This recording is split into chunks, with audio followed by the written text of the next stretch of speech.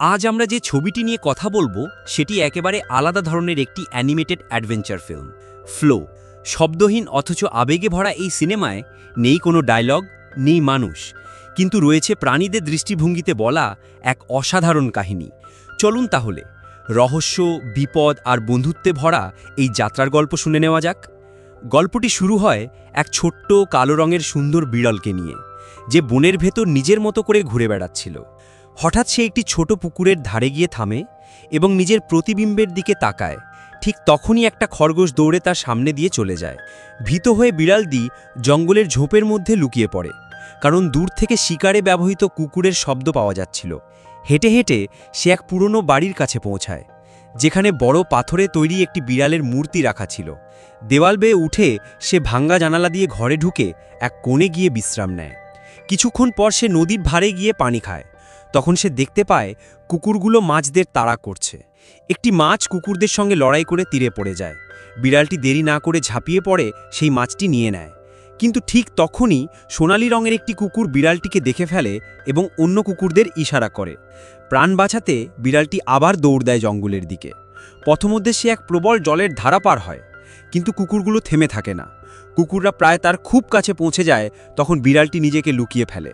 পরে দেখতে পায় কুকুরগুলো এবার অন্য প্রাণীদের তাড়া করছে। হঠাৎ বনভূমিতে বন্যা শুরু হয় আর বিড়ালটি আটকে পড়ে।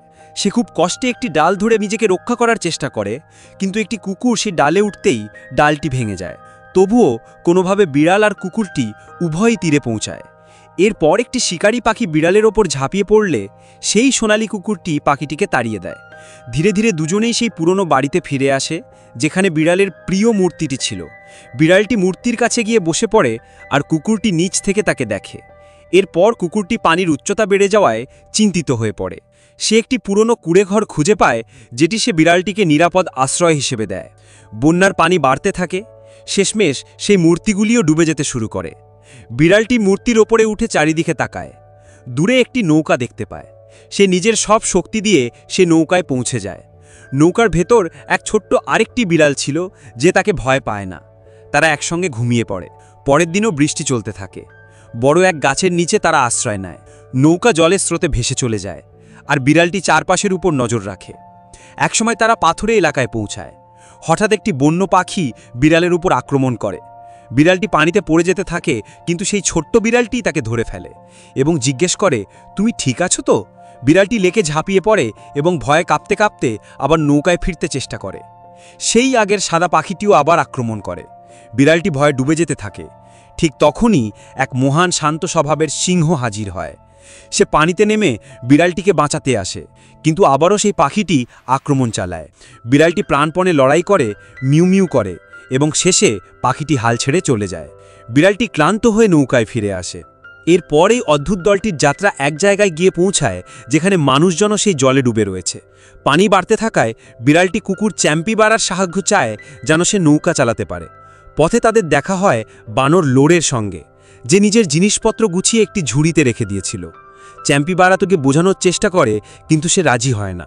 শেষে চ্যাম্পি বাড়া তার জিনিসপত্র তুলে নৌকায় নিয়ে আসে, কারণ তখন আর বিকল্প ছিল না। লোর তার ডুবে যাওয়া ঘরটির দিকে একবার দেখে নেয় আর দলের সঙ্গে চলে যায়।